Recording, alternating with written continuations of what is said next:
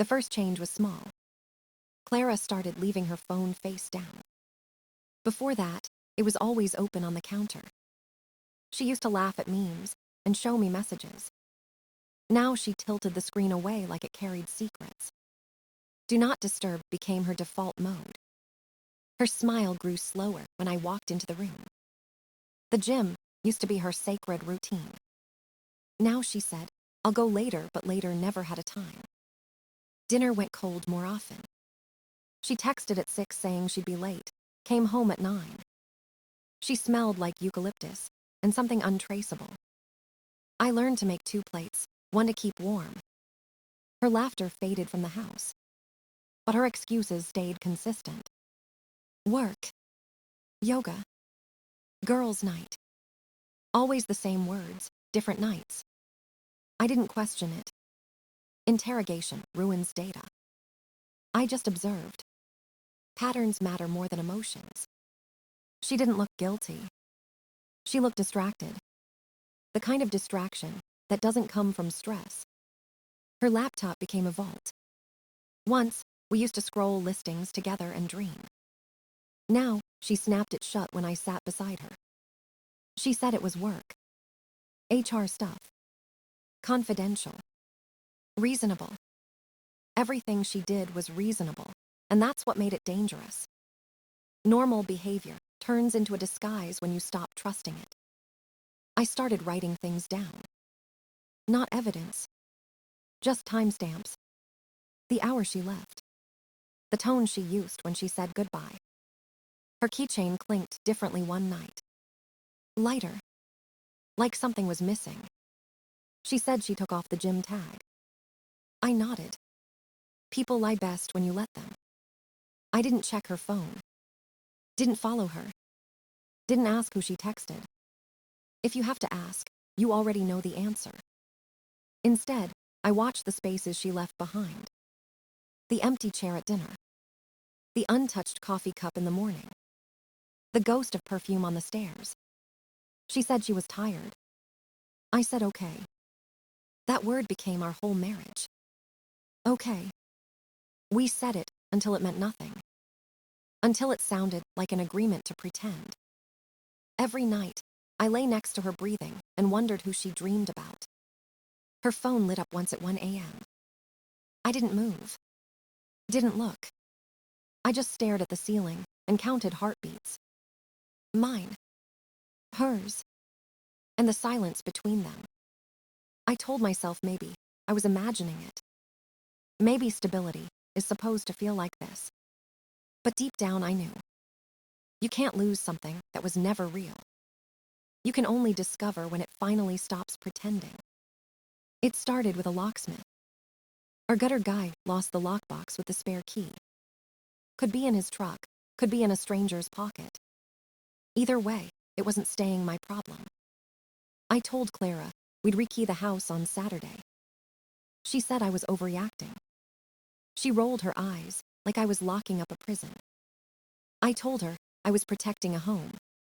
She said she had yoga at 10. Then she sighed and agreed. That morning, she brought her keys to the kitchen island. 1 house key, 1 mailbox key, 1 garage fob. I asked for all of them. She said that was everything. I reminded her about the spare she gave her sister, Nora. Silence. Then that tight smile that doesn't reach the eyes.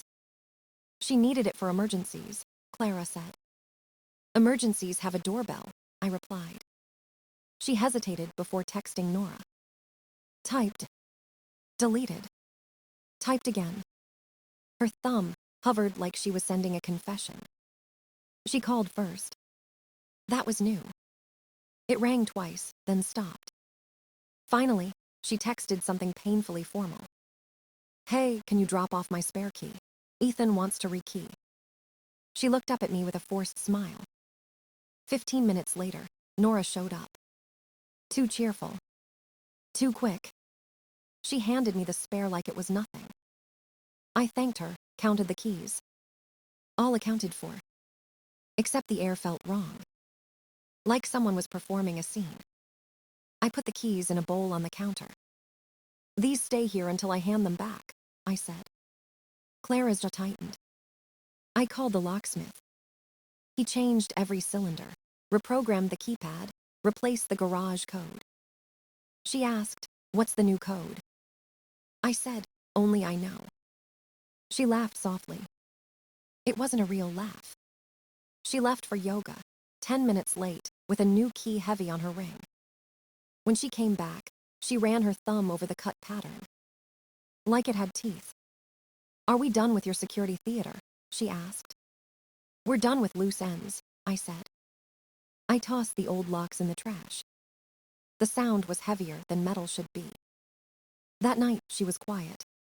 Too quiet. Not angry. Not afraid. Just calculating. I watched her pour wine and scroll through her phone. Her reflection in the glass looked like a stranger rehearsing normalcy. I knew then the key had been somewhere it shouldn't. Maybe with her sister. Maybe with someone else.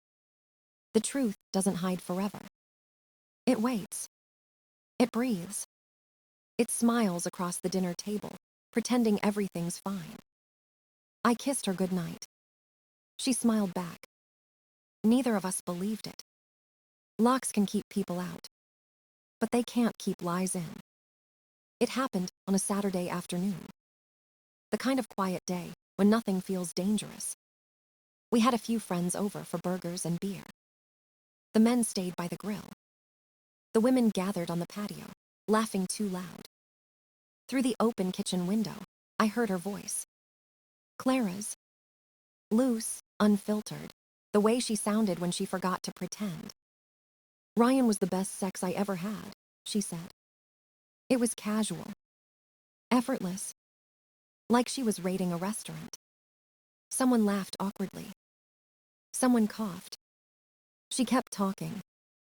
"It's not like I can tell my husband that. He's stable." The word hit harder than any insult could.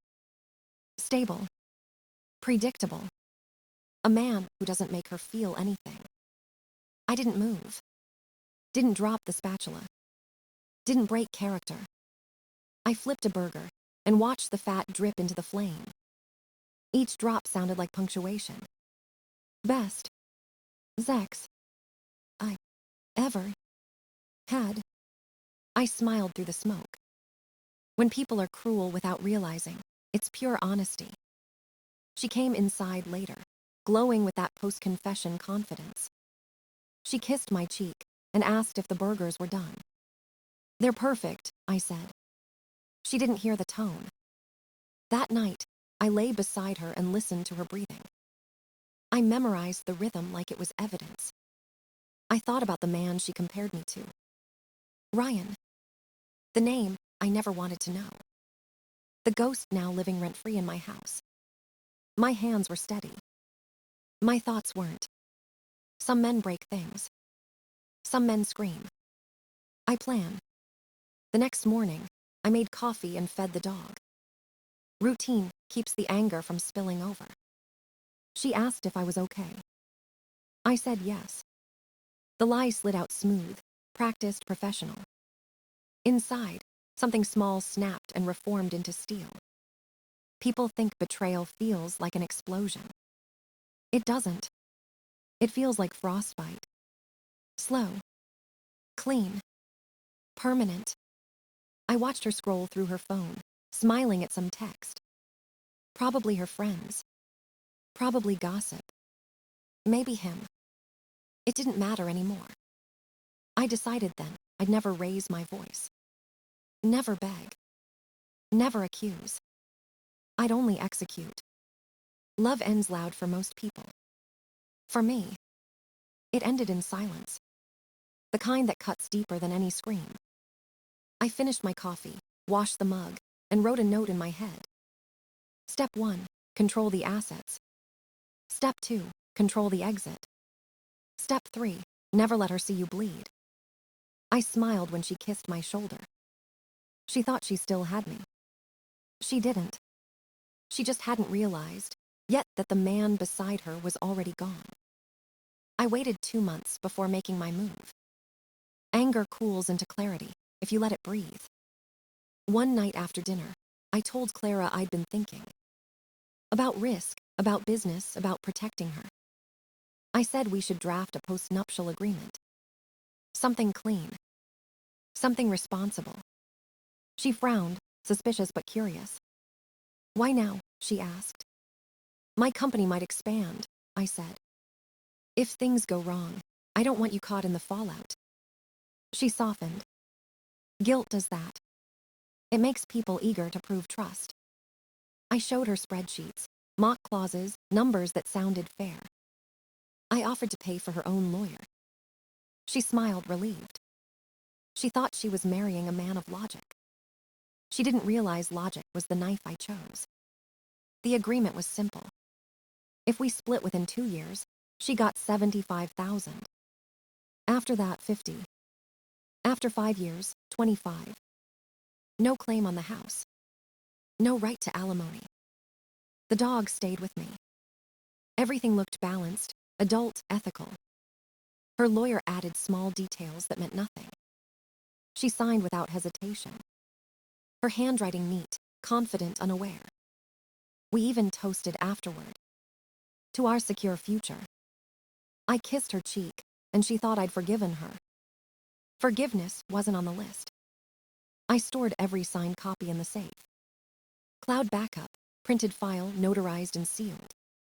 Then I waited. Waiting is an art. You let the person relax, rebuild the illusion. Clara started laughing again. Posting more pictures.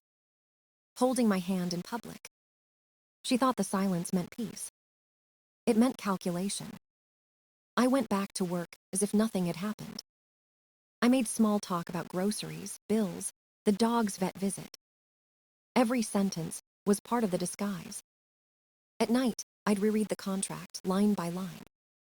Each word was a brick in the wall between us. She didn't notice me withdrawing. Maybe she did, but chose not to see it. Denial is a comfort she was addicted to. When friends asked if we were happy, she said yes. She believed her own story. I believed in structure. Love without leverage is just hope, and hope is dangerous. By September, the trap was ready. Paperwork precise. Finances separated. House secured. Passwords changed. I looked at her across the dinner table and saw a stranger. One I used to love. One who taught me exactly how calm revenge can be. She raised her glass. To new beginnings, she said. I clinked mine against hers and smiled. She didn't know it was a toast to the end. It was October when the truth finally arrived. A text from an unknown number lit up my phone. Hey, it's Tessa. We need to talk. Tessa was one of Clara's friends. Pretty, sharp, and always a little too observant. We met at a coffee shop downtown. Public, bright, neutral ground. She didn't waste time. Clara cheated on you before the wedding, she said. The words didn't sting. They confirmed what my gut already knew. With who? I asked. Ryan, she said. Summer 2020, before the engagement, in your house. I didn't blink. Her sister Nora knew, she continued. They covered it up. Ryan had your key. The missing piece. The reason Nora looked nervous that morning. It all fit. Tessa slid her phone across the table. Screenshots, photos, timestamps. Proof lined up like evidence in a trial. A selfie of Clara and Nora in my guest bathroom. A Venmo payment to Ryan with a key emoji. My dog visible in the background of a bed I knew too well. I stared at it. No tears. No shock. Just completion. The puzzle was finally solved. Tessa looked nervous. Why are you telling me this? I asked. She exhaled. Because she treated me like garbage. Because she bragged about you. Because she said I was jealous. Maybe she wanted revenge. Maybe she wanted closure. I didn't care. Truth doesn't need a motive. Send me everything, I said. Raw files, no edits, no captions. That night my inbox filled with rot. Images, messages, receipts, all stamped with betrayal. I matched them to my own records. Dates, work logs, credit card charges.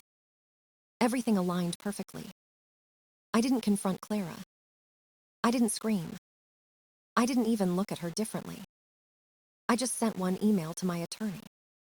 "We're done." He replied within minutes. "No fault state.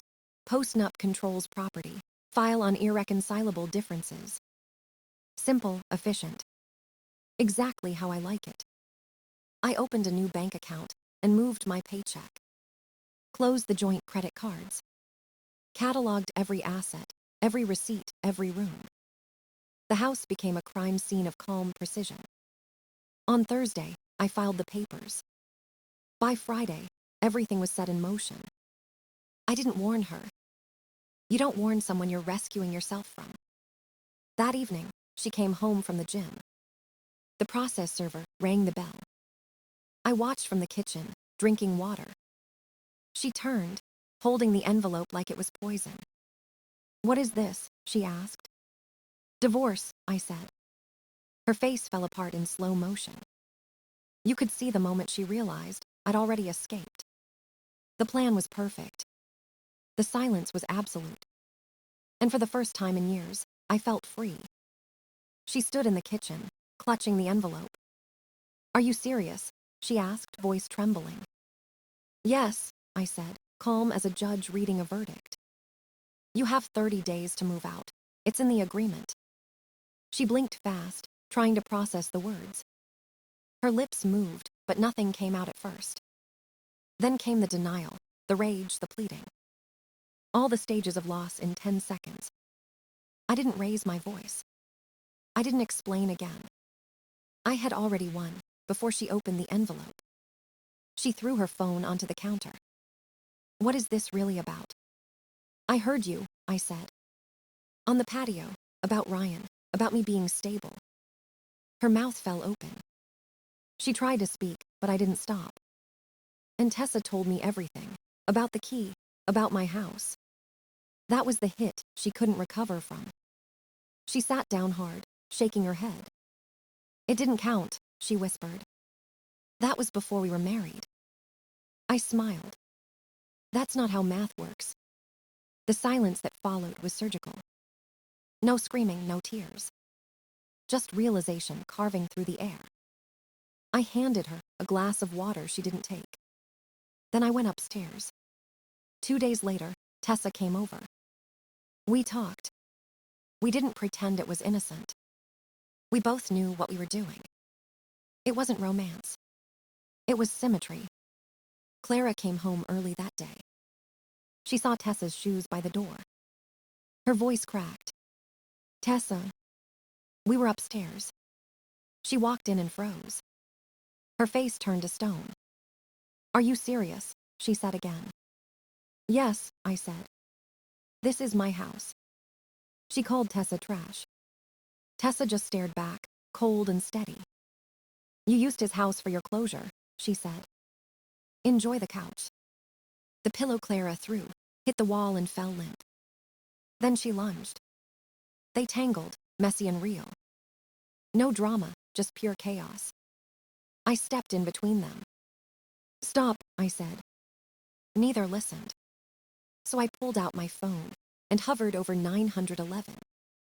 "Enough," I said. "This is a domestic disturbance. Last warning." That worked.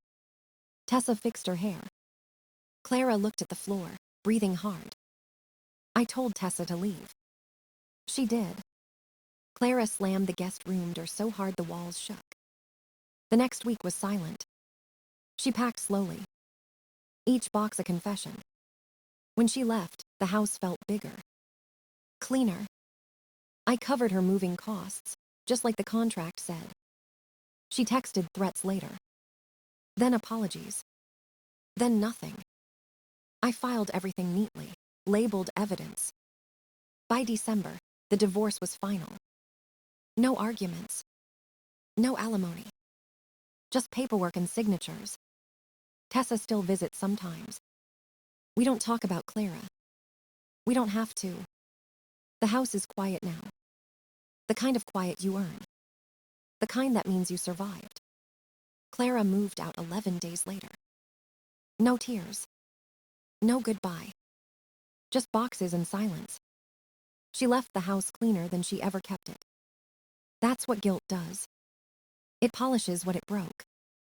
I changed the locks again. Painted the walls. Replaced the mattress. Some things don't deserve second lives. She sent a message a month later. Can we talk? I didn't answer. Then another. I miss you. I miss Max. I'm better now. I replied with one word. No. She stopped writing after that. People think revenge feels like fireworks. It doesn't. It feels like quiet. Like standing in a clean room after a storm. Tessa still comes by sometimes. We talk about nothing important. No promises. No future plans. Just two people who understand what damage costs. At night, I walk the dog through the empty streets.